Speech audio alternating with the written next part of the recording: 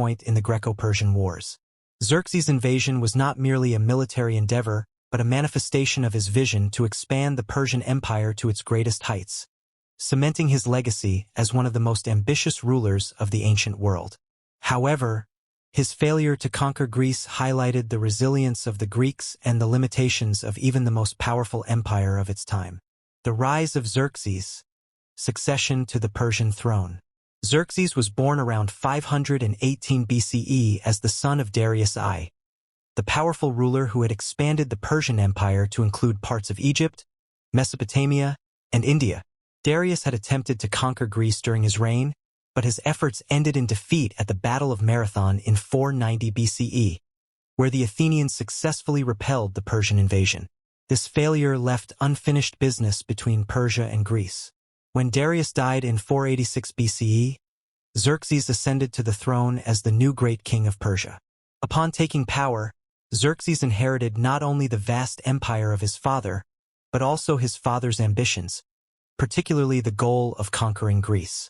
This objective was both a continuation of Persian imperial policy and a matter of personal pride for Xerxes, who sought to avenge the defeat at Marathon and establish himself as the most powerful ruler in the world. Preparation for the invasion of Greece. Xerxes spent several years meticulously preparing for what would become the Second Persian invasion of Greece. Recognizing the importance of both land and naval forces in the campaign, Xerxes gathered one of the largest armies the ancient world had ever seen. Ancient sources, such as Herodotus, claim that Xerxes' army numbered over 1 million men, though modern historians estimate the actual size to be between 100,000 and 300,000 troops. This force included soldiers from every corner of the Persian Empire, including Medes, Babylonians, Egyptians, Phoenicians, Indians, and Ionians.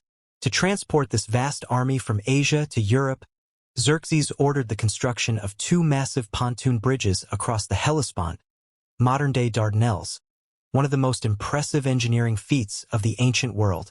Additionally, he commissioned the excavation of a canal across the Isthmus of Mount Athos, allowing his navy to bypass the dangerous waters that had wrecked part of his father's fleet during the first invasion. Xerxes' preparations were immense, and his campaign was seen as a display of Persian might. As the army marched through Thrace and Macedonia on its way to Greece, many city-states in northern Greece and the Aegean Islands chose to submit to Persia without a fight, fearing the overwhelming power of Xerxes' forces. The invasion begins. Xerxes marches into Greece. In the spring of 480 BCE, Xerxes began his invasion of Greece. His forces crossed the Hellespont and began their march southward through Greece. The Persian army, accompanied by a formidable fleet, swept through Thrace, Macedonia, and northern Greece, leaving destruction in its wake. Xerxes' ambition was not just to defeat the Greek city-states in battle, but to bring them under Persian control and permanently subdue them. He sent messengers to various Greek city-states, demanding their submission through the symbolic offering of earth and water. While many Greek states in the north complied, the more powerful city-states, particularly Athens and Sparta, refused, choosing instead to resist the Persian invasion.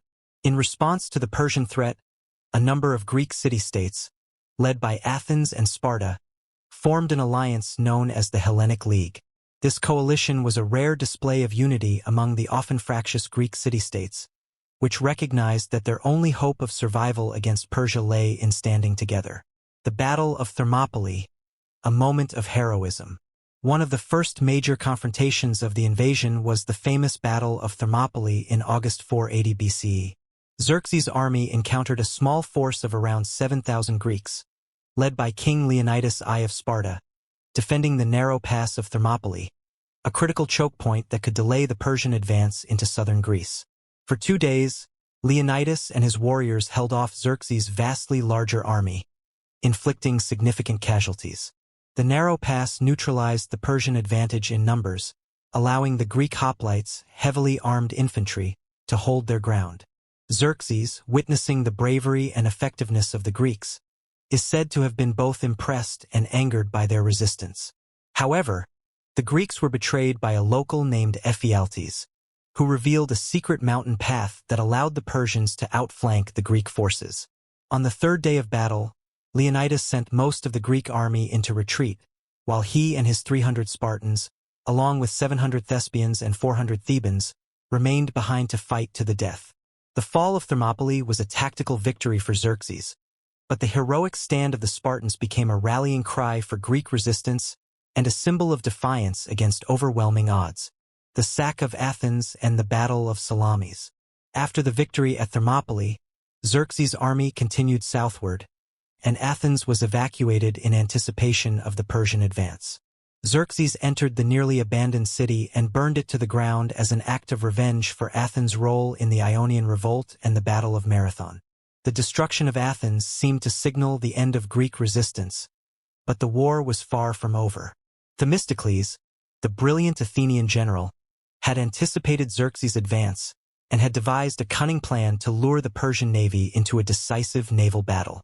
The Battle of Salamis, fought in the narrow straits of Salamis near the Athenian coast, was one of the most significant moments of the entire war. Themistocles tricked Xerxes into believing that the Greek navy was disorganized and on the verge of retreat, prompting Xerxes to send his larger fleet into the narrow waters of the straits, where the maneuverability of the Greek triremes gave them a decisive advantage.